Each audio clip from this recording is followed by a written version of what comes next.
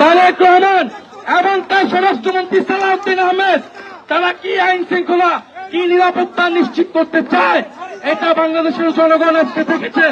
শুরু হওয়ার শুরুতেই সেখানে বিদ্যুৎ চলে গিয়েছিল, সেইখানে আমরা স্পষ্টভাবে প্রশাসনিক সহায়তায় সেইখানেই বোমা হামলা করা হয়েছে। আমরা এখন সাভার মডেল থানার সামনে এসেছি, শান্তিপূর্ণভাবে আমরা এখানে অবস্থান করব।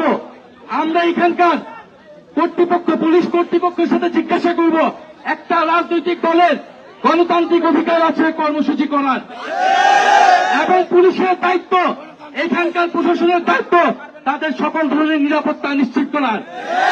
এই পুলিশ প্রশাসন এবং এই এলাকার এমপি জনগণের নিরাপত্তা দিতে ব্যর্থ হয়েছে। কে বোমা হামলা করেছে, কি হয়েছে আমরা জানি না, আমরা জানি এটার দায় হচ্ছে প্রশাসনের এবং কর্তৃপক্ষের।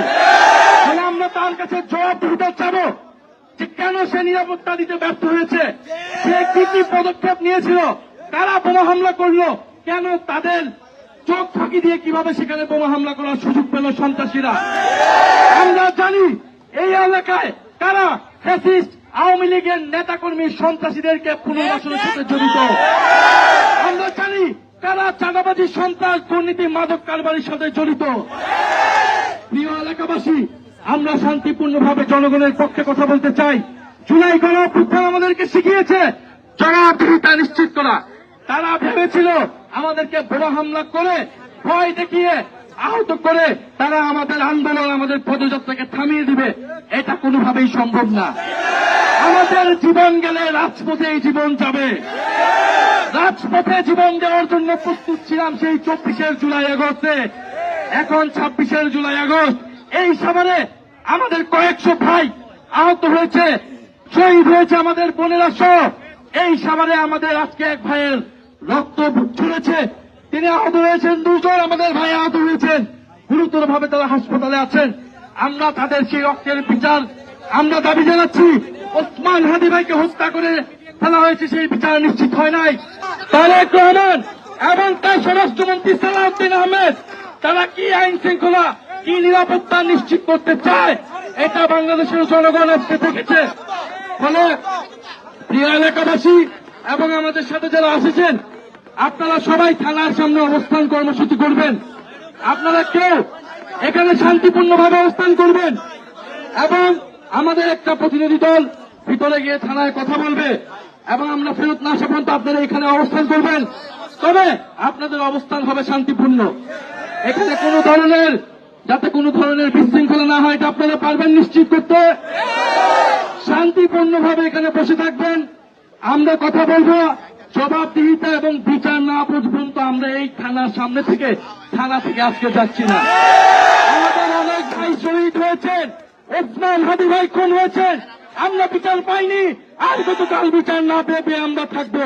গুলি করলে গুলি করেন, গুলি মারলে গুলি মারেন, বোমা মারলে বোমা মারেন, কিন্তু এইখানে এনসিপি জুলাই যোদ্ধা সহ আমরা সকলে এই রাজপথে দাঁড়িয়ে থাকবো।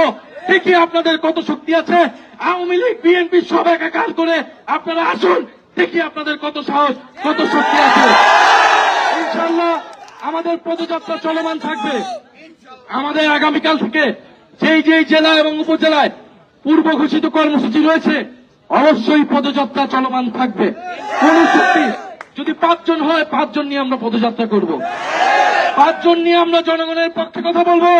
আমরা জানি এই 5 জন 5000 জন এবং 5000 জন 5 লাখ মানুষ হতে সময় লাগে না। আমাদের ভয় পাওয়ার কোনো কারণ নাই, সারা বাংলাদেশের মানুষ আমাদের সাথে আছে।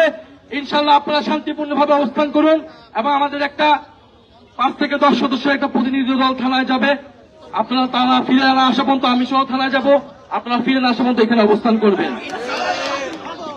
একজন শহীদের বাবা আজকে আহত হয়েছেন।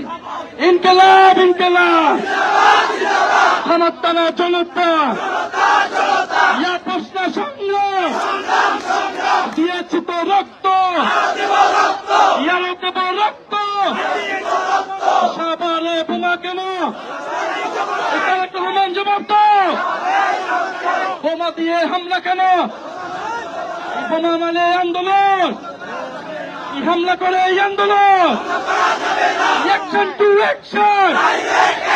সন্ত্রাসীদের বিরুদ্ধে, বোমাবাজের বিরুদ্ধে, চাঁদাবাজের বিরুদ্ধে, ফ্যাসিস্টদের বিরুদ্ধে ইনকিলাব